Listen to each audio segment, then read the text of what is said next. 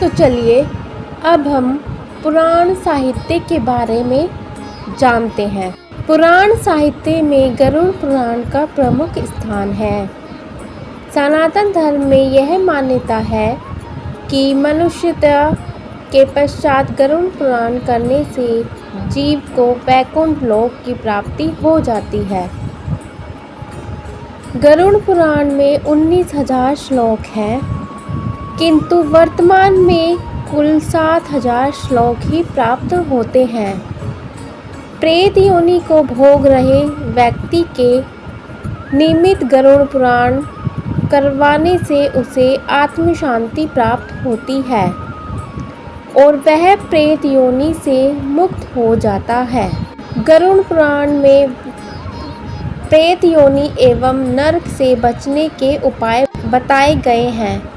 इनमें प्रमुख उपाय दान, दक्षिणा, पिंडदान, श्राद्ध, कर्म आदि बताए गए हैं। मर्त आत्मा की सद्गति हेतु पिंड दानादि एवं श्राद्ध कर्म अत्यंत आवश्यक है और यह उपाय पुत्र के द्वारा अपने मस्तक पिता के लिए है, क्योंकि पुत्र ही तर्पण या पिंड दान करके पूर्ण नामक नरक से पिता को बचाता है। पुत्र का मुख देखकर पिता पैतृक ऋण से मुक्त हो जाता है। मृत्यु के बाद क्या होता है?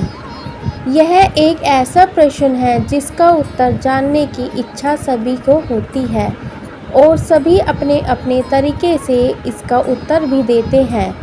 गरुड़ पुराण भी इसी प्रश्न का उत्तर है। मनुष्य अपनी जीवन में शुभ अशुभ, पाप पुण्य, नैतिक अनैतिक जो भी कर्म करता है, गरुड़ पुराण ने उसे 3 भागों में विभक्त किया है। पहली अवस्था में मनुष्य अपने शुभ अशुभ, अच्छे बुरे कर्मों को इसी लोक में भोग लेता है। दूसरी अवस्था में मृत्यु के उपरांत मनुष्य विभिन्न 84 लाख योनियों में से किसी एक में अपने कर्म के अनुसार जन्म लेता है। तीसरी अवस्था में वह अपने कर्मों के अनुसार स्वर्ग और नरक को प्राप्त करता है। गरुड़ पुराण के अनुसार जो दूसरों की संपत्ति को हड़पता है, मित्र से विश्वासघात करता है, ब्राह्मणों की संपत्ति से अपना पालन करता है, मंदिर से धन चुराता है, पराई स्त्री या पर पुरुष को व्यभिचार करता है, निर्बल और सताता है, जो अपनी निर्दोष पाता बहन, पुत्री, स्त्री, पुत्र, वधू, पुत्र इन्हें बिना किसी कारण के त्यागता है, उसे भयंकर नरक योनि में जाना पड़ता है एवं उसकी कभी मुक्ति नहीं होती। इस संसार में भी ऐसे पापी व्यक्ति को अनेक रोग एवं कष्ट घेर लेते हैं। व्यापार में हानि, घर में कलह, कशी हानि, ज्वर, सनातन, मृत्यु आदि दुख से वह जीवन भर दुखी रहता है। अंत समय उसका बड़ा कष्ट में होता है तथा मरने के पश्चात वह भयंकर प्रेत योनि में जल जाता है। शीघ्रम प्रचल दुष्टात्रम गतो सिंतवम यमालयम कुंभीपाकादीन राकातवम नेश्यामाक्षम माचिम। गरुड़ पुराण। दृष्ट एवं पापी व्यक्ति को यमदूत पकड़कर कुंभीपाक आदि नरकों में कोड़े मारते हुए घसीटते हुए लिए जाते हैं। वहाँ यमदूत उसे पाश में बांध देते हैं। वह भूख प्यास से अत्यधिक व्याकुल और विकल हो जाते हैं, दुख सहन करते हुए रोता है। उसे समय मृत्यु काल में दिए दान अथवा स्वजनों द्वारा मृत्यु के समय दिए पिंडों को वह खाता है, तब भी उसकी तृप्ति नहीं होती। पिंड दान पर भी वह भूख एवं प्यास से व्याकुल लगता है। मांस भक्षण करने वाले व्यक्ति को नरक में वे सभी जीव मिलते हैं जिनका उसने मांस भक्षण किया था और वे वहां से उसके मांस को नोचते रहते हैं तथा वह कई कल्पों तक प्रेत योनि में भटकता रहता है।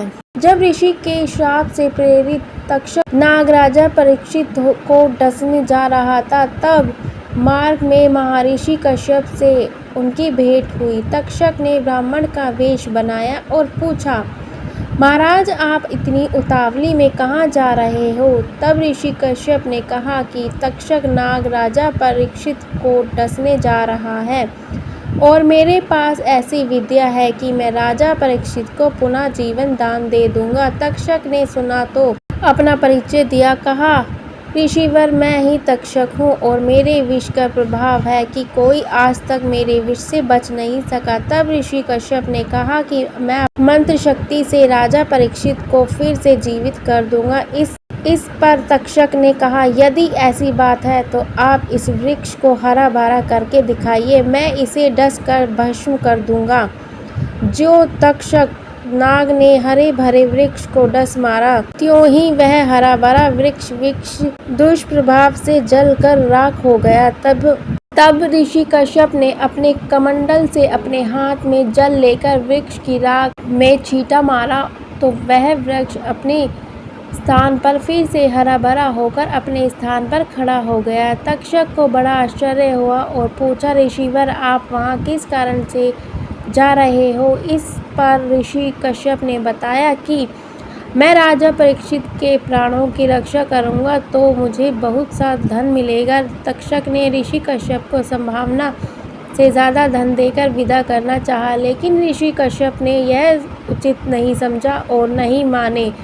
वहाँ पर तक्षक ने ऋषि कश्यप को गरुड़ पुराण की कथा सुनाई, जिससे ऋषि कश्यप को ज्ञान हुआ कि जिसने जो कर्म किया वह अवश्य ही भोगना पड़ेगा और किसी के बचाने से कोई बच नहीं सकता। इस प्रकार से ऋषि कश्यप बहुत सा धन लेकर वहीं से विदा हो गए। वास्तव में गरुड़ पुराण सुनने से मनुष्य को सच्चे ज्ञान एवं वैराग्य की प्राप्ति होती है और वह बुरे कर्म करने से बचता है तथा जीवन का यथार्थ ज्ञान उसे मिलता है। इस पुराण में महर्षि कश्यप और तक्षक नाग को लेकर एक कथा है।